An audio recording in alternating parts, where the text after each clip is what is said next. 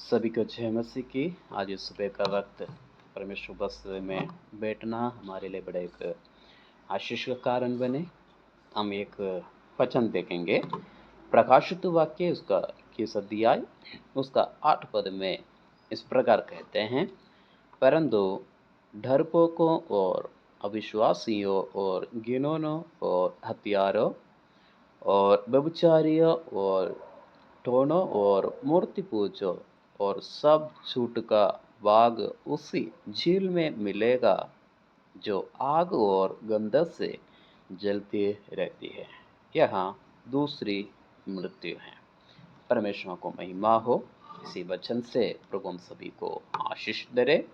और हम इसी वचन के बारे में अगर हम देखते हैं, वचन में हम देखते हैं 8 प्रकार की विषय के बारे में हम देख सकते हैं। एक विश्वासी, एक भक्त जन, प्रभु को जानने वाला एक व्यक्ति कैसे विश्वास जीवन में आगे बढ़ना है, पाप से कैसे बच कर रहना है, आनंद जीवन कैसे पाना है, नरक से कैसे बचना है, इन सारी बातों को इसी वचनों से हमें देखने के लिए मिलते हैं। इधर हम देख सकते हैं, पहले कहते हैं डरपोकों और अविश्वासियों कहते हैं। हम कई बार हम परमेश्वर वस्तु में आने के बाद, विश्वास में आने के बाद, हम कई बार कई बातों को लेकर विश्वास कर नहीं पा रहे हैं।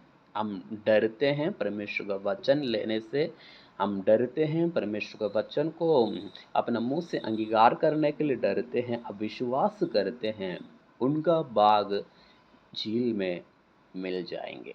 जो नरक का झील है, दूसरे मृत्यु कहते हैं, जो नरक का गुंड है, उसमें उधर पाया जाएंगे। हम अगर विश्वासी हैं, हमारे जीवन में एक बात स्मरण रखना है, कहीं भी हो, किसी भी समय हो, हम परमेश्वर को नाम को लेने के लिए डरना नहीं है।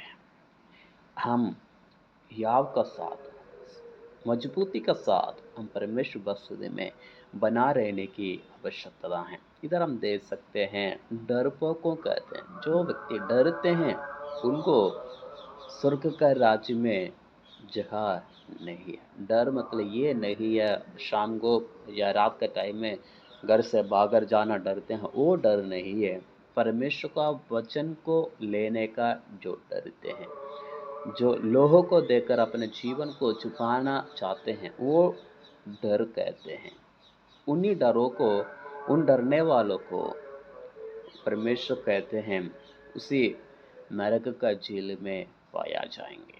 हम परमेश्वर वस्तु में विश्वासी होने के नाते, अगवा होने के नाते, प्रभु का जन होने के नाते हमें एक बात यह स्मरण रखना है, हमें विश्वास जीवन में आगे बढ़ना है। हमें परमेश्वर हमें बताया हुआ इन हरेक नियमों के अनुसार, आज्ञा के अनुसार, हरेक वचन के अनुसार हमें अपने आप को आगे ले चलने की आवश्यकता है। इधर हम देख सकते हैं हथियारों और व्यभिचारियों के बारे में हम देखते हैं। इधर हम देखते हैं, अगर व्यभिचारी कहते हैं, हम सभी जानते हैं, कई लोग कहेंगे तो हम नहीं है, हम प्रभु को जो जानने वाला, प्रभु को बस्ती में चलने वाला व्यभिचारी नहीं हो सकते हैं कहते हैं। लेकिन जो परमेश्वर का वचन कहते हैं वो सभी के लिए है, जो खास करके जो प्रभु को जानते हैं उनके लिए लिखा हुआ इसी वचन है। वचन प्रकार कहते हैं, अगर व्यभिचारी लिखा, हमारा जीवन में हम जानने की आवश्यकता है, परमेश्वर हमें जिन जगह पर रखा है, जिस जगह पर, जिस कलीसिया में, जिस जगह पर हमें रखा है, उधर हमें स्थिर रहने की आवश्यकता है। उधर से हम दूसरी जगह पर जाते हैं, भाग जाते हैं, उनको व्यभिचारियाँ कहा जाते हैं। व्यभिचारियों के बारे में हम सभी जानते हैं क्या हैं, क्या व्यभिचार हैं, हम सभी जानते हैं। एक व्यक्ति से ज़्यादा जिनको जो संबंध रखते हैं उनको व्यभिचारी हम कहा जाते हैं। एक या पति होने के बाद दूसरी व्यक्ति से सहारा लेते हैं, दूसरी तीसरी के व्यक्ति के पास सहारा लेते हैं, उनको व्यभिचारी कहा जाते हैं। एक पत्नी होने के बाद दूसरी स्त्रियों से संबंध रखते हैं, उनको व्यभिचारियां कहा जाते हैं। मसीहत जीवन में, मसीह जीवन में इन्हीं बातों को हम देख सकते हैं। और एक कलीसिया छोड़कर, परमेश्वर जिस जगह पर हमें रखा है उसी जगह पर छोड़कर दूसरी जगह पर हम जाते हैं, जिस जगह पर हम उधर का प्रचार हमें अच्छा नहीं लगते हैं, हम प्रार्थना अच्छा नहीं लगते हैं, उनका बातचीत करना तरीका हमें अच्छा नहीं लगते हैं, या हम चंगाई का पीछे हम भाग रहे हैं, चंगाई का पीछे, आशीष का पीछे, उस जगह पर मुझे आशीष मिलेगा, उसी कलीसिया में गए तो मुझे चंगाई मिलेंगे, इन्हीं बातों में हम दौड़ भाग करते हैं, वो भी एक आत्मिक व्यभिचारियां कहाया जाते हैं। हम अपने जीवन को एक बार और जानने की, पहचानने की आवश्यकता है। हम क्या मसीहत में स्थिर हैं या नहीं? अगर स्थिर नहीं है तो अपने जीवन को एक बार और परमेश्वर बस्ती में समर्पण करें, परमेश्वर बस्ती में हम वापस आए, ताकि परमेश्वर का महिमा हमारा जीवन को द्वारा हो नहीं पाए, हम आनंद जीवन का भागीदार हो नहीं पाए। इधर उसके बाद इस प्रकार लिखा है, टोनो और मूर्ति पूजा। हम कहते हैं, ये भी अपने लिए नहीं है। हम विश्वासी हैं, मूर्ति पूजा नहीं करते हैं, लेकिन हम ये बात जानना है, स्मरण रखना है, अपना दिमाग में रखना है। मूर्ति पूजा कहे तो है, जो प्रभु को नहीं जानते, जो मूर्ति पूजा करते हैं वो भी है। अगर हम विश्वासी का बारे में अगर देखते हैं, प्रभु से बढ़कर, प्रभु यीशु मसीह से बढ़कर उनकी दिमाग में, उनका नजर में और किसी चीज़ को अगर मुख्य स्थान देते हैं, वो भी एक प्रकार का मूर्ति पूजा है। हम इन्हीं बातों में जानने की आवश्यकता है, पहचानने की आवश्यकता में सावधान रहने की आवश्यकता है। हमें किसी प्रकार का ऐसी चीज़ों में ना फंसे, हमें नरक का कुंड में जाना पड़े।